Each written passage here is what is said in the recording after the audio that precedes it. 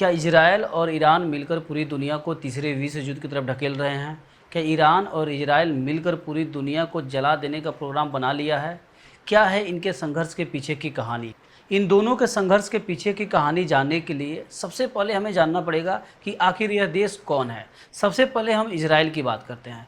Israel तीसरे विश्व युद्ध के बाद 1948 में बना, जिसमें सबसे ज़्यादा यहूदी रहते हैं और यह देश अमेरिका के सबसे करीबी दोस्त माना जाता है। वहीं अगर हम ईरान की बात करें तो इजराइल बनने के 31 साल बाद ईरान 1979 में इस्लामिक रिपब्लिक बनता है और ईरान जो है अमेरिका और इजराइल को कट्टर विरोधी मानता है और यही विरोध जो है इन दोनों के संघर्ष के पीछे की कहानी है। इन दोनों देशों की दुश्मनी की शुरुआत कैसे होती है? 1980 से ही ईरान हमास और हिजबुल्लाह का समर्थन करता है। ईरान का कहना है कि इजराइल फिलीपींस के बहुत सारे ज़मीनों को हड़प लिया है और इजराइल का कहना है कि हमास और हिजबुल्लाह हमारे देश के ऊपर आक्रमण करते हैं, छिप छिप के बम गिराते हैं, जिसके चलते वह ईरान के विरोध में खड़ा होता है।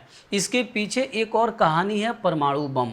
जब 2000 में ईरान परमाणु बम बनाने लगता है तो इजराइल को ऐसा लगता है कि अगर ईरान परमाणु बम बना लेता है तो यह हम पे आक्रमण करेगा और चाहेगा कि इजराइल ख़त्म हो जाए। अब उस परमाणु बम को रोकने के लिए इजराइल क्या करता है, छिप छिप कर ईरान पर आक्रमण करता है और वहाँ के साइंटिस्टों को मार देता है, वहाँ पे साइबर अटैक करता है। उसके बाद 2015 में अमेरिका, ईरान और 6 देशों के साथ मिलकर एक परमाणु समझौता होता है, लेकिन यह समझौता ज़्यादा दिन चल नहीं पाता है। जब ट्रंप सरकार में आते हैं तो 2018 में इस समझौते को रद्द कर देते हैं, जिसके बाद फिर से ईरान परमाणु बम बनाने लगता है। अब इजराइल को क्या लगता है कि यह परमाणु बम बना लेगा तो फिर से कहानी वही हो जाएगी और यह कभी भी हम पे हमला कर सकता है। अब दोनों देश 2023 में आमने सामने हो जाते हैं। 2023 में एक बड़ा धमाका होता है। 7 अक्टूबर 2023 को हमास ने इजराइल के ऊपर आक्रमण कर दिया, जिसमें तकरीबन 1200 लोगों की जान गई।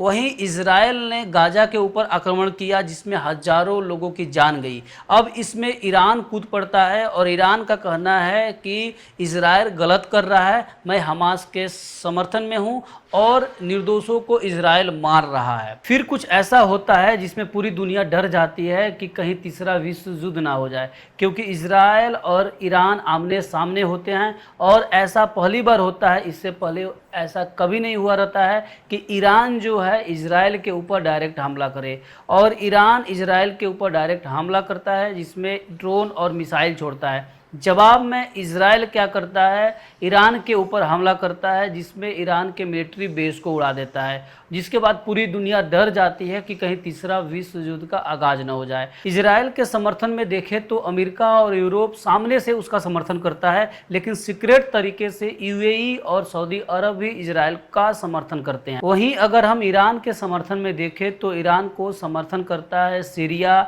हिजबुल्लाह और यमन के हुती। फिर समय आ जाता है 2025, यानी 13 जून 2025 को इजराइल ईरान के ऊपर आक्रमण करता है, बम गिराता है और उसके जवाबी कार्रवाई में ईरान इजराइल के ऊपर बम गिराता है और इजराइल के बड़े शहर को टारगेट करता है। यह जो लड़ाई है अब दो देशों के बीच की लड़ाई नहीं रह गई है, यह एक ग्लोबल लड़ाई बन चुकी है और पूरी दुनिया दो भागों में बढ़ चुकी है। इसके साथ ही यह बड़ा सवाल खड़ा होता है कि क्या दोनों देश मिलकर पूरी दुनिया को तीसरे विश्व युद्ध की तरफ ढकेल रहे हैं? क्या दोनों देश मिलकर पूरी दुनिया को राख बनाना चाहते हैं? आपको क्या लगता है? कमेंट करके जरूर बताइएगा और ज़्यादा से ज़्यादा चैनल को सब्सक्राइब फॉलो जरूर कीजिएगा। फिर मिलेंगे एक अगले वीडियो में, तब तक के लिए विदा लेते हैं। जय हिंद।